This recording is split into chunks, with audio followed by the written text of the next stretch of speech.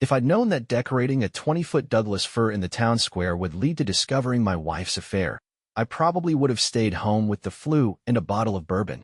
But no, I had to be the jolly father with the matching sweaters and the cinnamon-scented hot cocoa thermoses. I had no clue that beneath all that holiday cheer was a secret so twisted, even Santa would have dropped his cookie and fainted. My name's Wade Travers. 38, father of 2, husband to what I believed was a loyal woman named Tessa. We lived in a picture-perfect town in Vermont where the snow fell like powdered sugar and people still said things like golly and howdy, neighbor. I was the guy who shoveled driveways for free, waved at traffic, and taught my kids to say yes, ma'am. Tessa was the star of our community outreach programs, PTA treasurer, neighborhood event planner, and, as I'd come to learn, a late-night volunteer in ways I never imagined. That particular December morning, I was in high spirits. Our family had been chosen to lead the community Christmas tree decorating ceremony.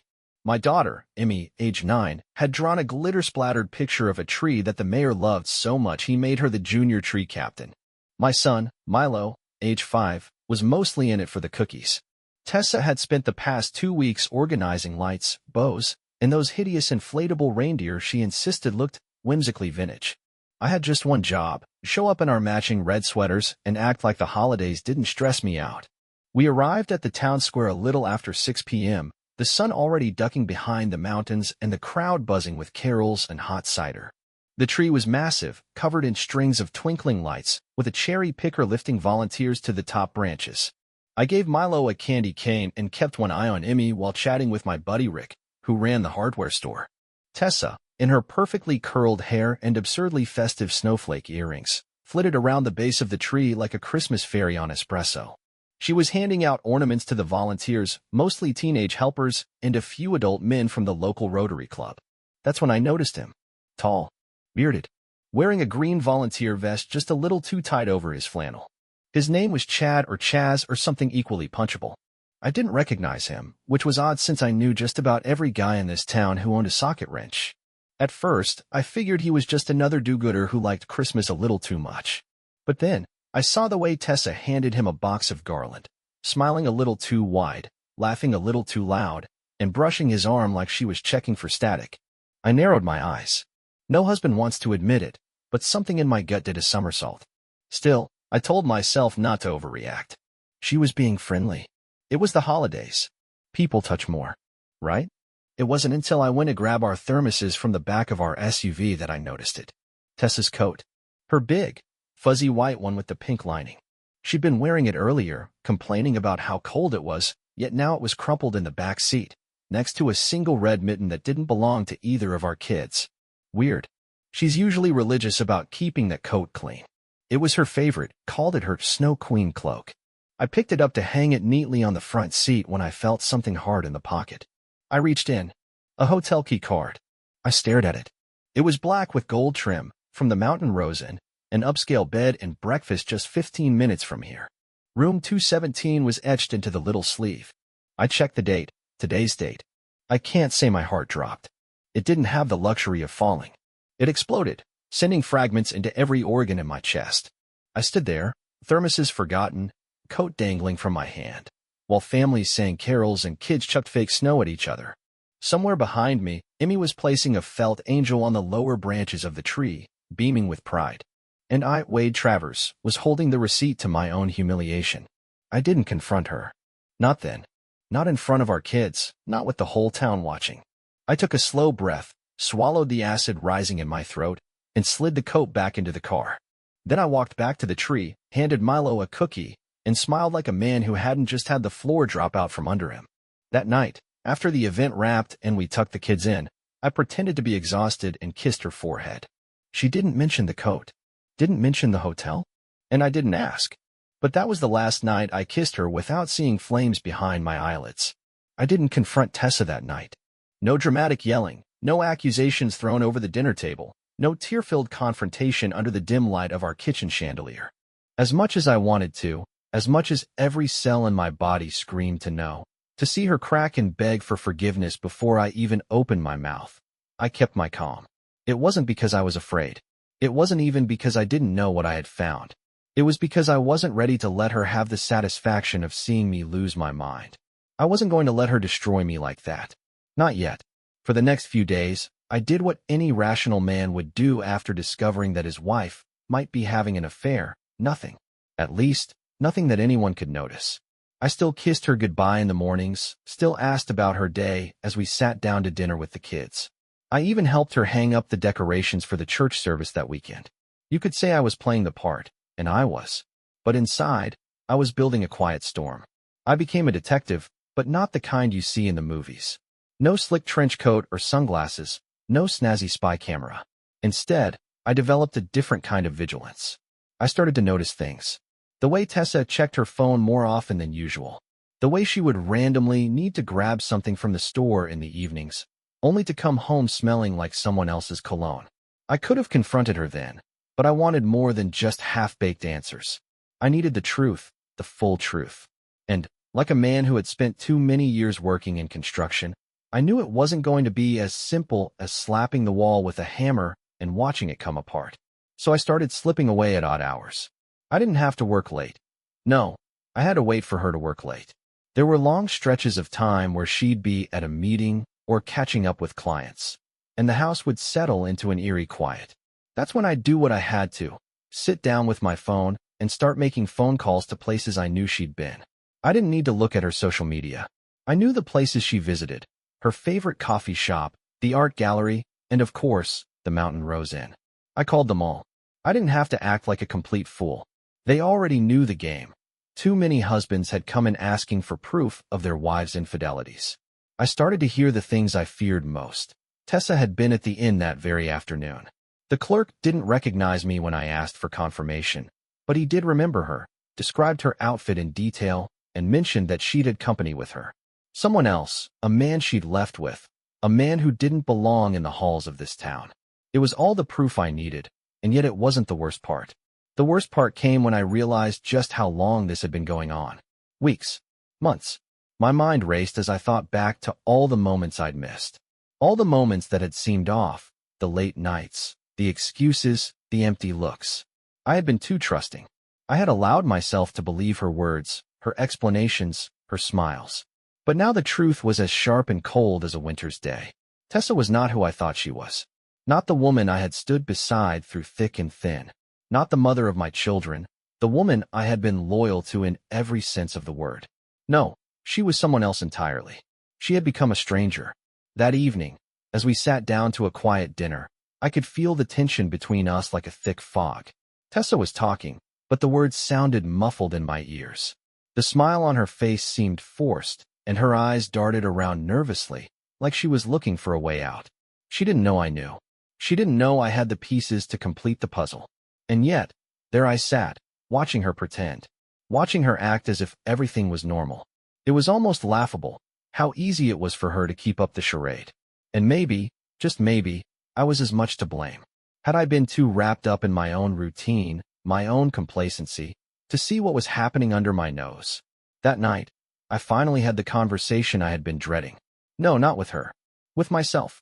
It was after the kids were in bed, when the house was still, and the only sound was the creak of the floorboards. I was in the living room, staring out the window, watching the snow drift down in thick layers. It was so peaceful, almost serene, that I could hardly believe how much chaos my life had suddenly become. I found myself pacing, weighing my options. Do I confront her now? Do I make her choose? Do I act like the victim, demand she leave?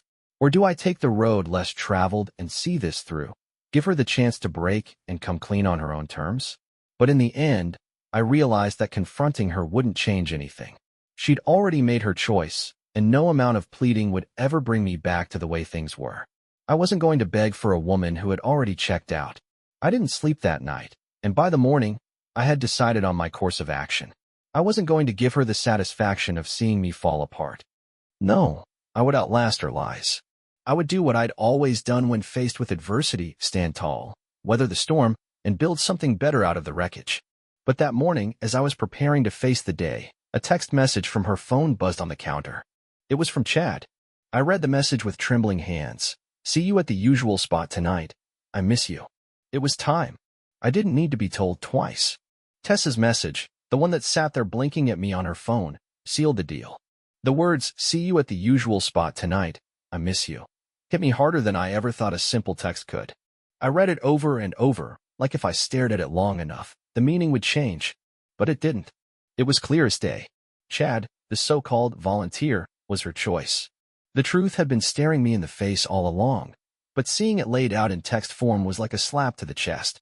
She didn't even care enough to hide it, to pretend it wasn't happening. She didn't even wait until the kids were out of the house.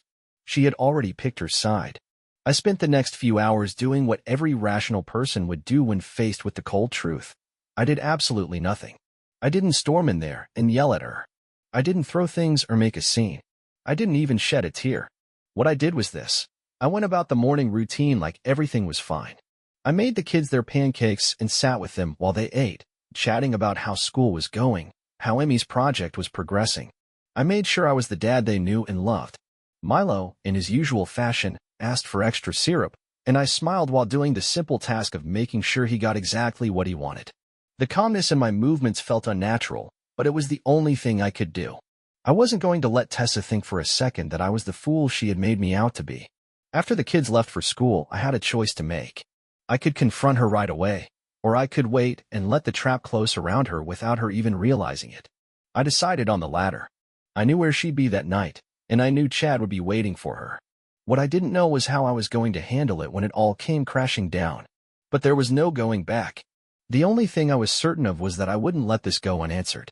I spent the day keeping myself busy, doing little things around the house that kept my mind from spiraling.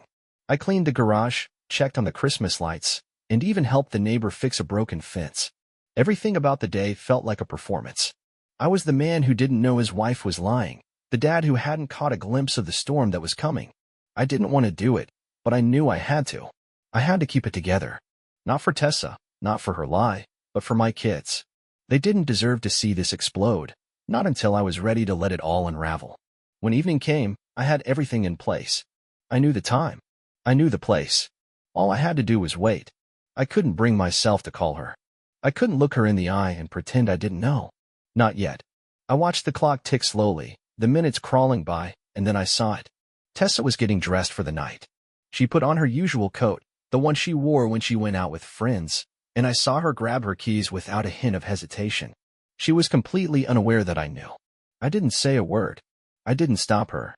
I just watched her walk out the door and drive off, her car disappearing into the quiet night. I waited a while, just long enough for her to be miles away. Then I did the one thing I knew would break her: follow her. I didn't have to go far. I had already planned it out. I drove the back roads, taking my time, watching her car in the distance, making sure she didn't see me. The mountain rose and wasn't far from where we lived, a quiet little place tucked on the edge of town. I had driven past it 100 times, but tonight, it felt different. It felt like I was driving straight into the heart of my nightmare. When I got there, I parked down the road, out of sight, and waited. I didn't need to follow her inside. I knew where she was going. She went to the same spot, the one she had used for her volunteering for months now. This wasn't a one-time mistake, it was a routine. And that routine had broken me. I watched the door of the inn swing open, and there she was, walking toward the entrance. But what caught me off guard was Chad. He wasn't standing at the door waiting for her. No, he was with her. He was right there, his arm around her waist, pulling her toward the door. And as they walked inside, I felt a coldness that I can't quite explain. It wasn't just anger or sadness, it was a deep, bone-chilling emptiness. I had been replaced. I wasn't the man she wanted anymore. And that realization, no matter how I tried to twist it, was the hardest thing I'd ever had to face. I stayed there, parked in that quiet parking lot, for what felt like hours. But I didn't go inside. I didn't knock on the door and confront them. Instead, I sat with my anger, my hurt, and my disappointment. There was a part of me that wanted to break down the door, demand that she answer for the lies. But I knew better. I wasn't going to let her see the rage in my eyes. I wasn't going to let her have that satisfaction. I didn't call her. I didn't even wait for them to leave. I turned around and drove home. I didn't look back. When I walked in, I saw her coat still hanging by the door, untouched, as if nothing had happened. I didn't touch it. I didn't bother to look for her keys. I just went to bed, lying in the dark, knowing that nothing would ever be the same again. The next morning, she tried to pretend like everything was normal. But I knew. I had seen everything I needed to see. And as I watched her make breakfast for the kids, as she asked me if I'd gotten a good night's sleep, all I could think about was the life she had been living behind my back. It wasn't just the betrayal that hurt. It was the years I had spent believing in someone who never believed in me. Tessa had built a life of lies around me, and I had walked through it like a fool. But not anymore. I wasn't going to be that guy. The days that followed the night I discovered the truth were a blur of icy calm. On the outside, I played the role of the concerned father and supportive husband. Tessa seemed to think everything was fine, or at least she didn't care enough to question why I wasn't reacting the way she expected. Maybe she thought I hadn't caught on, or maybe she didn't care that I had. Either way, I wasn't about to give her the satisfaction of seeing me crumble. I had already decided the time to confront her wasn't going to come in a loud, dramatic burst of emotion. No, I was going to do this quietly, strategically, and when she least expected it. So, I waited. I watched her go about her day, doing everything in her usual routine, while I planned the most unexpected confrontation. I knew it couldn't be in front of the kids, not yet. They didn't deserve that kind of chaos. So I bided my time, letting the tension between us build, like a storm on the horizon. And as the day stretched on, I realized that Tessa didn't even notice the coldness in the air. She hadn't seen how everything had changed, how everything inside of me had frozen over. It came to a head that Friday afternoon, when she came home early. The kids had gone to a friend's house for a sleepover, and I knew it was the perfect time to settle this. Tessa walked in, calling out for me as if nothing had changed. I could hear her light footsteps, the soft rustling of her coat as she hung it on the hook by the door. She was still wearing that same smile, the one that had fooled me for years. But I wasn't fooled anymore. I waited in the living room, sitting on the couch, my hands resting calmly on my lap. I didn't stand up when she entered. I didn't greet her with a kiss or a hello. I just watched her, quietly, waiting for her to realize that this was the moment. And when she turned to face me, I saw it in her eyes, confusion, maybe a touch of concern, but mostly that same self-assured look that told me she hadn't yet understood the gravity of what she had done. "Wade, you okay?" she asked, her voice soft, a little too soft, like she was treading carefully. I didn't answer her question right away. Instead, I nodded toward the seat across from me. "Sit down, Tessa. We need to talk." For a moment, she hesitated, like she didn't understand why the atmosphere had shifted so suddenly. But she did as I asked, sitting down across from me, her eyes darting nervously. She didn't know what was coming, but I was done pretending. I was done playing the fool. "Tessa," I began, my voice steady and cold, "I know about you and Chad." Her face froze, and for a split second, I saw the panic in her eyes. But she quickly masked it with a forced smile, one that didn't reach her eyes. "What do you mean? What are you talking about?" I didn't let her deflect. "Don't play coy with me. I know you've been seeing him. I know where you go when you leave. I know about the hotel. I know about everything. The late nights, the excuses, the lies." She blinked, her lips trembling slightly as she tried to keep her composure. But I wasn't done. "I know about the usual spot you mentioned in that text. I know about everything, Tessa.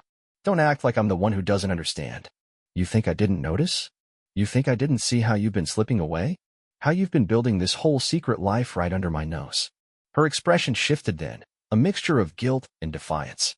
But instead of apologizing or even offering an excuse, she crossed her arms and stared at me, almost as if daring me to do something. "So what? You're just going to throw it all in my face now? You've been checking up on me, haven't you?" It hit me like a slap. She wasn't even sorry. She wasn't trying to explain or take responsibility. She was angry. Angry that I had figured it out. Angry that her little game had been uncovered. And that, more than anything, hurt. "Yeah, I checked up on you," I said quietly, my voice calm despite the whirlwind of emotions crashing inside me. "And I should have done it sooner. But you know what? It's not even about that anymore. It's about what you've done to this family. To us." I paused, trying to gather my thoughts before the anger could take hold. "You've been gone for so long, Tessa. And I've been right here. With the kids. With everything. And you've been out there, living a completely different life. And for what? A few stolen moments of what?" Her eyes narrowed. "You don't understand, Wade. You don't get it. This was never about you not being enough. It was about me needing something more." She ran a hand through her hair, looking away as if she couldn't bear to face me. "I needed to feel seen again. I needed to feel important. And I didn't think I could get that from you anymore. That was it. That was the excuse she was giving me. And I let it sink in, letting it settle in the space between us. I wasn't angry anymore. I was done being angry. No, Tessa, I said quietly. You didn't need something more. You needed to make yourself feel good by dragging me into your mess. You needed to escape responsibility. And I'm not going to sit here and pretend like I don't know what this is. It's a cop-out. A betrayal. And now we have to face it. She opened her mouth to say something, but I held up a hand to stop her. I've already made my decision. I can't trust you anymore. And the kids, I don't want them caught in the middle of whatever this is. We're done. It's over. The words were out, hanging in the air like an icy gust of wind. There was no going back now. I had drawn the line. And for the first time in weeks, I felt a sense of relief, as if the weight of the past months had finally been lifted off my shoulders. Tessa stared at me, disbelief still written across her face. But there was no fight left in her. She didn't apologize. She didn't beg me to reconsider. She just sat there, silent, as if the truth had finally shattered the illusion she had built. And that was the moment I knew everything had changed. I had no idea what the future held, or how long it would take for me to get over this. But one thing was for sure, I wasn't the same person I had been. The life I thought I had was gone, but I was still here. And now, I would build something new, something better, even if I had to do it on my own. The days following my confrontation with Tessa felt like I was living in someone else's skin, a skin I hadn't chosen for myself, but had been forced to wear. It was uncomfortable, heavy, as though I was dragging my past behind me while trying to take steps forward into a future I didn't quite understand. It wasn't easy, not by a long shot. I had thought, foolishly, that once the truth came out, once I'd drawn that line in the sand, the hard part would be over. But in reality, it was only just beginning. Tessa packed her things that night, her movements mechanical and void of emotion. She didn't argue anymore, didn't even try to convince me to change my mind. I suppose there was nothing left to say, nothing that could change the way I saw her now. By morning, she was gone. I had no idea where she went, nor did I care. All that mattered was that my children were safe, that they didn't have to witness the disaster that their mother had created.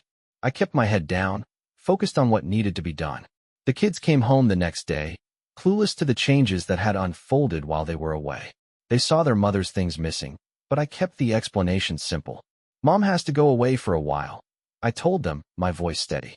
She needs some time to think about things. They didn't question me further, and I didn't offer any more information. They were too young to understand the complexities of a broken marriage, and I wasn't about to burden them with details that would only make their little hearts ache. I just had to get through the days, one by one, until I could figure out what came next. The house, once filled with laughter and the sound of Tessa's overzealous holiday preparations, now felt eerily quiet. The silence was almost suffocating, and I spent the first few nights pacing the floors, unable to sleep. I had never been the kind of man who thrived in solitude, but now, it was all I had. I had never realized how much I depended on Tessa's presence, how much her life intertwined with mine, until it was gone. The loneliness hit harder than I expected, but in that quiet, in the absence of her touch and her voice, I also found a strange sense of clarity. For the first time in what felt like forever, I could hear my own thoughts without the noise of her lies drowning them out. I had been living in a fog for so long, convincing myself that everything was fine, that I could fix what wasn't broken. But now, with Tessa gone, I could breathe. I could think. I didn't want to be angry. I really didn't. But I couldn't help it. There were moments when the anger would swell inside me, tight and hot, like a wave crashing against the shore. There were times when I would find myself staring at the spot where she had stood just days before, wondering how I had missed all the signs, how I had been so blind. I had given her everything, and she had taken it all without a second thought. And yet, despite the anger, despite the betrayal, I knew something else. I was still here. I was still standing. And my kids, they were my anchor. They needed me to be strong. They needed me to be better than the man who had been taken advantage of. I focused on them. I started being more present, more involved. I made them breakfast every morning, helped with their homework in the evenings, and tried to be the dad they deserved.